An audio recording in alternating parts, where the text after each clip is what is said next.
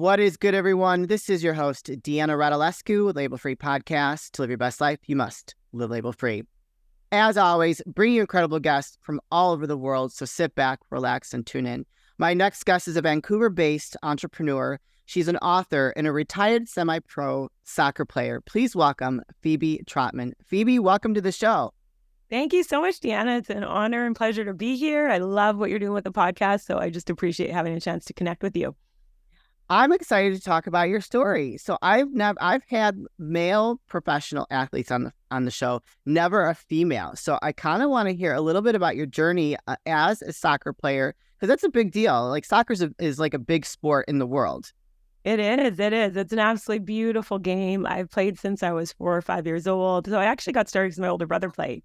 So I was the little sister being tagged along to the games, and then I kind of was like, hey, I want to play too. Yeah. And so I convinced my parents to let me play. Back then, I started on an all-boys team, all Caucasian team. So I was the only little black girl running around there with a boys team. And I fell in love with the sport, competing, the teamwork aspect of it, and just continued to play right through. I still play as well too, and I just love the game. And so it's been a passion of mine. I love to give back to the sport as well, and I do coach little kids as well.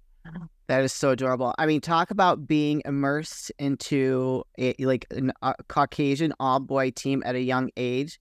Probably set you up for like major success moving forward. Did they give did they pick on you at all? No, you know what? Not there. Brownies was a different story, but on the boys team, you know what? I don't think I knew anything different back then. It really was just like being in an environment where I wanted to play, and this was the environment to play in. And so, growing up in the community I was in, I was used to kind of being the only little black girl. And so it didn't faze me too much in terms of sport because it was just an avenue to be able to play. And I had older cousins and my older brother, so I was used to being around boys as well too. And I think it was actually a blessing in disguise because it forced me right then, when you're playing, with boys and against boys and having older brother and cousins, you naturally kind of get tough because you have to be, right? You're the one who wants to like scrap it out and win when you're playing all the different games. And they didn't take it easy on me because I was younger or as a girl. They came to play as well too. So I do feel like it did set me up to just blaze that trail regardless of the situation that you're in, really continue to focus on, going forward and creating that success. At the time back then as a 5-year-old, it was, scoring a goal and helping the team win. And then it translates into being an entrepreneur as well too, and just being a person, who you have things that happen around you, but you determine how you move forward with it. That's so true. Yeah, I think sports plays an integral part in that, especially if you are competitive by nature. So yeah, that definitely is kind of set you on the right path. I actually have never watched soccer until I've been with my new husband. So his family is originally from Romania, and I just watched a game when I was there in Florida taking care of my in-laws, and I watched a game of the female soccer players. I was blown away. You chicks are freaking badasses. I'm like, oh my God, this is amazing. Isn't it fun to watch? It's just like the skill and the hard work and the effort, and you can just, the passion, you can feel how much athletes like love what they're doing when they're on that field. It comes through. And so, I love watching the game and just to see people compete in all sports, right? And see people shine in their greatness, if you will, whether it is sports, whether it's life, you doing your podcast. It's so inspiring just to see people set out on a path, go for it and hit it and just shine in their greatness, if you will. So what do you think of the soccer players today versus when you were playing in the semi-pro space? Oh, the talent now. So when I was playing semi-pro, that was like the highest league at that time, if you will. So I'm dating myself a bit there, but yeah. So it would now to see the players and the amount of skill that they have, even at such a young age. Like I was watching the World Cup, the Women's World Cup that just finished, and some of the younger players, like to see how talented they are at such a young age and their passion, and even in coaching now, the skill development to see what players are able to do now at such a young age.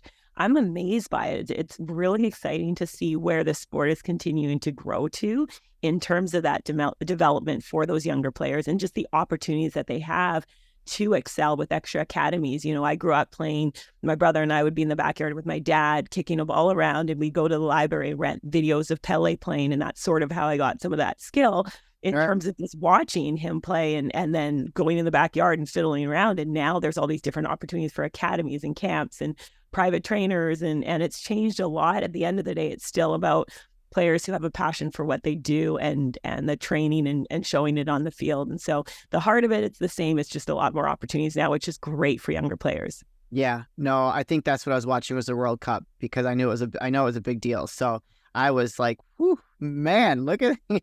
I was sitting there on the edge of the couch, like, I don't know any of this, but this is amazing. But it's fun, right? You just get caught up in the energy of it, right? And the excitement. Oh, yeah. The energy and the two teams that I watched, I don't remember who they were, but just the difference in teamwork in the teams. Like, so team that won had incredible teamwork and energy together. And I love seeing that because I think when you're an athlete, that actually can transfer into your after being an athlete, right? So for you, how did being a part of a team transfer into like regular day life for you?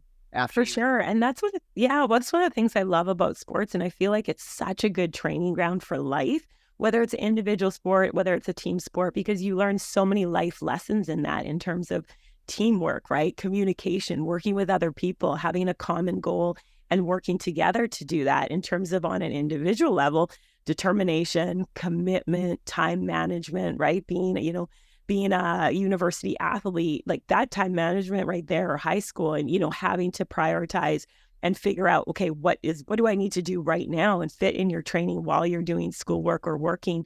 And so there's a lot of those skills that definitely translate over. And I think it's a great opportunity for young people to be involved in sport on any level, because it does prepare you for life when you get into, whether it's in a workforce, whether it's as an entrepreneur, you have to learn how to work with people. You have to learn how to communicate, especially if you're in a leadership position, how do you get people to move towards a common goal together with all the different personalities? And in a soccer team, depending on the size of your roster, you may have 18 to 26 different teammates that you're all navigating, who's getting playing time. And, there's a lot of, you're still working for the same goal, but obviously people want to play. And so you're navigating all those. And that definitely sets you up for success in the real world when, again, you're working with people. And so how do you work together to accomplish that? And how do you manage your own, if you want to say, disappointments and learning experiences? And do you keep going when you're faced with those challenges? Because as we know, Deanna, like life throws you curveballs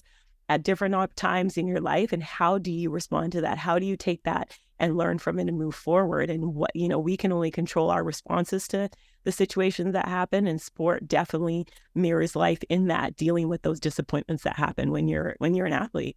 Yeah, no, I totally agree. And I think the accountability piece is huge too when you're a part of a team. So I've done bodybuilding and it's a very selfish sport. So the only person I had to be accountable to is myself. I missed out on being a part of a team. And I think that would have definitely benefited me in life a lot more. And so I think that having a team to be accountable to is huge. It is. But I do want to say like that you're accountable to yourself. And at the end of the day, even when you're on a team environment, you have to be able to lead yourself. You have to show up first in terms of like, are you committed? Are you dedicated? Are you going to do the extra work when no one's watching? And that's something in bodybuilding or individual sports you still have to have. So yes, it is a little bit, there's some different skills for sure, but at the same time, being able to commit to something and work through that when you're frustrated, right? Like bodybuilding is a challenge. That discipline you have to have in terms of nutrition and the fitness piece of it, it's a lot. And so setting a goal and working through that's something that translates absolutely into real world skills. I love it. Let's pivot. Let's talk about you're an entrepreneur. So when you retired or semi-retired, I know you still play the sport a little bit.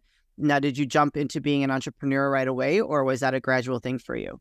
It's sort of a bit of both, because I was working while I was playing soccer. So I was working a job and I was kind of doing stuff on the side. And so I wasn't really inspired at my full-time position.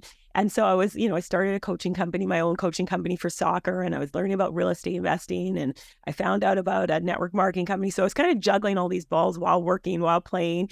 And what I loved about my job is I could like finish a project. I'd tell my boss I was done, and he'd be like, okay, go to your office. I'll be down there in a minute.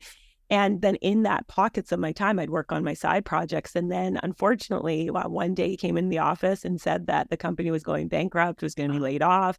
So Okay. it was a shock. Yeah. And I mean, there was a roller coaster of emotions with that. On the one hand, once it, had a chance to like process it a bit, I was like, oh, I don't have to go to work tomorrow. That's great. Yeah. On the other hand, it was like, okay, what next? And so I kind of got thrown into that entrepreneurial, journey, if you will, faster than I probably would have transitioned a little bit slower in that sense. But sometimes, God makes those moves for you if you're not going to make it yourself. And Absolutely. so I'm grateful for it because it was one of those things where it's kind of sink or swim. And so I started off, and it's been now 17 years as an entrepreneur, Wow. with, building a business online and just being able to help people and continue to move forward. So it's been a lot of fun. And so that was the pivot too with deciding to retire from playing, was kind of as, priorities started to shift. I'd missed a lot of things, family events when I was on the road for soccer. And so I kind of got to this point where I was like, I want to be there for my family. I want to build this business. And so it was in that sense that I decided to transition into focusing as an entrepreneur. Yeah, so kind of God pushed you in that direction. Like, okay, it's time for you to do your own thing. I see you working in the back on the sideline, so time for you to make this happen. Exactly. Because I probably would have just kept going, right? Like, it's kind of safe. You're doing this thing over here. And I don't want anyone listening to be like, okay, that's it. I'm quitting my job tomorrow. It just was in that sense that it made sense in that I was ready to go forward. And so I got that little nudge that happened sooner than planned, for sure. So I love that you say you're a heart-centered entrepreneur. What does that mean? Heart-centered is connecting with people on a heart level, and especially in building a network marketing online business, people come into your business for all different reasons, and really connecting with them as to why are they getting started, whether it's something they just want to be around great people in a community in the personal development side, or maybe they want to make a couple extra $100 to help cover some bills or plan a vacation, or some people want to, they're all in and they want to build a huge team and organization. And so heart-centered in the sense for that business side of it, where you're connecting with that person and helping them in whatever makes the most sense for them. And then heart-centered even as a coach in terms of connecting with people, with the young little athletes, as little as they are, is just being there and realizing that everyone's success is going to be different. And how do you help them achieve that success for what makes most sense for them, not for me or whoever else, it's for that person. And so really connecting with them on that heart level and just seeing them shine, because everybody deserves to be recognized and celebrated. And so sometimes we're the only one who can give that to them in that moment. And so really focusing on that and making sure anyone that I connect with, it's going to be, a positive experience. I want to leave them a little bit better, because it's a ripple effect. We may think, okay, we just impacted that one person. Yet when you positively pour into someone and they go out now, they're shifted, right? So all the people that they connect with and then some. So it's a ripple effect that you don't always see it in that immediate sense. However, it has a huge impact. I love it. And so can you tell us about your network marketing business? So is it a real popular one that people know, or is it something different? Yeah, you know what? Popular in the sense it's been around for 18, 19 years. It's a really cool online system that allows people to send personal notes through the mail and gifts. And so it's all done online. It's with a company called Send Out Cards. Brilliant, brilliant tool to just connect. Again, the heart-centered piece is when you think of someone, being able to just hop on there and send a quick note of appreciation to let someone know, hey, I think about you. I care about you. You matter. And so it's been a lot of fun just being able to pour into people, whether they ever use the system or not. It just gives you a tool to be able to kind of reach out and celebrate people. I love that. Okay. And so if people want to use that, they can join through you Sure. Yeah, absolutely. Yeah. So the website's just sendoutcards.com/Phebe, Phebe. So Phoebe, no O. You can go on there and you can actually just send a free card and just try it out. So I always say this, when you're hearing this, if someone pops on your heart, there's a reason they popped on your heart. And so reach out to them, send a free card, whether you ever sign up and use it from there, just hop on the system, send out a free card and try it out. I love it. All right, let's talk about your book. Never Quit on a Bad Day. Yes, I'm so excited about this. It actually kind of came, again, a little bit of God nudging. I was with some friends and we were talking about kind of what's next in our entrepreneurial life. And I mentioned that it's been on my heart for years just to create something to encourage, inspire, help people. I've been inspired by so many people, some from close mentorship, some from afar through YouTube and books and podcasts and things like that. And so they were the ones who were like, well, why don't you write a book? And I was kind of like, I kind of hesitated a little bit. And they kind of flipped it on me and reminded me one of the reasons I worked so hard to get to the top of the comp plan was just to be kind of an example that you can do it. You can set your mind. And I had an amazing team and we all worked together to make that happen. And they said, the book isn't about me, it's for the people it can help. And so when they shared that, then I started simmering on it. And the month before, I had been inducted into the Coquitlam Sports Hall of Fame. And there was an interview process. We talked about some of the stuff you talked about here about what are some of the life skills? And I shared, all the different life skills. And I shared there were some amazing highlights like championships and player of the game and MVP awards and player of the year and all these different awards. I said, however, the only reason I was able to experience all those highs is because of the tough stuff, the not making a team, the sitting on the bench. And so, when they were talking about this book and later that night, it kind of all came together where I was like, that's what I want to do. I want to share and highlight some of the tough stuff that people go through and how they move through it and why they move through it in hopes that other people realize they're not alone. And so I always do this thing with God where it's like, open the door, close the door. And I thought of the, never quit on a bad day. I heard that saying like many, many years ago. And I was like, okay, God, if open the door, the domain name, the URL is available, neverquitonaBadday.com. Or if I go to, Google it and it's taken, then I know you're closing the door. It's something else. And so I got on there. When I got home, I put it in. It was available. So I was like, oh, I guess you're nudging me forward again. Okay, here we go. And so, and here we are. And it just came out. And the response and feedback has been absolutely amazing. And it's really heartwarming to see that so many people have been moved by the stories that are in this book. I love it. No, I love the name. Inspiring Stories of Resilience. And you have a workbook too, right? I do, yeah. So in the book, so it's Never Quit on a Bad Day, Inspiring Stories of Resilience. There's a series of short stories in there. And so at the end of every story, there's a QR code that the reader can scan, and it takes you to a video by that contributor. And so you have a little bit. I really wanted it to be interactive. And at the end of every chapter, there's reflections on resilience, like little workbook section, a little page, I guess you will, for the reader to kind of go through their own. Because my goal with it is I want readers to realize really how much resilience they have in them and how many tools they already have. And so in that, one of the stories that I contributed at the end, it was an exercise that was really transformational for me. And so I created a workbook based on that, because over the last 10, 15 years, I've done it numerous times and I've modified it and added to it. And so the workbook is called Never Quit on a Bad Day, a guide for creating good days. And that one's more so for the reader. The Inspiring Stories of Resilience has a bit of a workbook sense in it, that every chapter has a short reflection. The Creating a Guide for Good Days, it really is about dreaming big. So there's a warm-up activity. There's 4 separate activities there for the reader to just grab a pen, go in a quiet space and just dream, because I truly believe one of the things that I picked out of the book is especially when people have a focus for their future, when they know where they're headed and they have that clarity on where they're going, then when those bumps in the roads happen, we know there's going to be bumps. Any person in life, there are going to be bumps.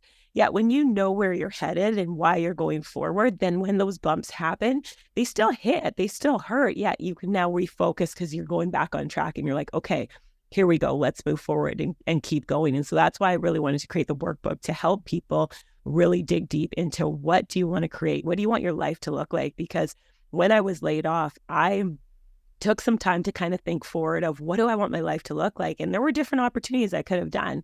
Yet I realized that in terms of where I wanted to head, that choosing an online business would allow me to have that flexibility in multiple ways. And so I'm excited for people to read the book, be inspired by the book, and then go out and change lives. Because again, we have a reach. We all have our own community and reach we can impact. Very true. And I couldn't agree more. I think that we are stronger than we think. And when you are experiencing a hardship, you should embrace that as a gift, because when you get on the other side of it, the lessons that you learn, and you don't go through something bad and not see that there's something better on the other end. That's at least been my experience. So I love it. I'm all about it. Never quit on a bad day. I know you want to sometimes, but don't do it. Don't do it. You'll get through it. Phebe, I know you've already mentioned your links a couple of times, but can you please go ahead and let the audience know where they can purchase the book, connect with you, and learn a little bit more? Absolutely. So the domain is www.neverquitonaBadday.com. So you can hop on there. You can actually, if you go to the website too, and you can get a free chapter. And so the chapter that I chose really is just for everybody, because it's all about belief, and it's an awesome story. And then you have the video, and the video message is just so powerful. So highly recommend. Friends, go there. You can get the free chapter. Then yes, you can learn more about me. You can get the book if you'd like to, and there's information all on there. So it's neverquitonabadday.com. Excellent. You guys, I'm going to put that link in the show notes, so don't hesitate to go check her out. Follow her she's on Instagram and Facebook too, so go ahead and support her on social media. I will put that link below, so go click the link. Phebe, this is the part of the show where I like to ask for last words of wisdom or advice. What would you like to leave with us today? I'm going to keep it super simple, Deanna. At the end of the day, friends, there's calls on your heart, and go after those. We all have different calls, and when we go after those, it gives other people permission to shine as well too. There will be bumps in the road. We know that. As Deanna said, embrace those bumps and always just remember, never quit on a bad day. I love it. Thank you, Phebe, so much for being such an incredible, inspiring guest and letting people know that there's a reason for them having a bad day. They can get through it, and resilience is key. So thank you very much for what you do. Thank you. I appreciate it. And thank you so much again for having me on the show.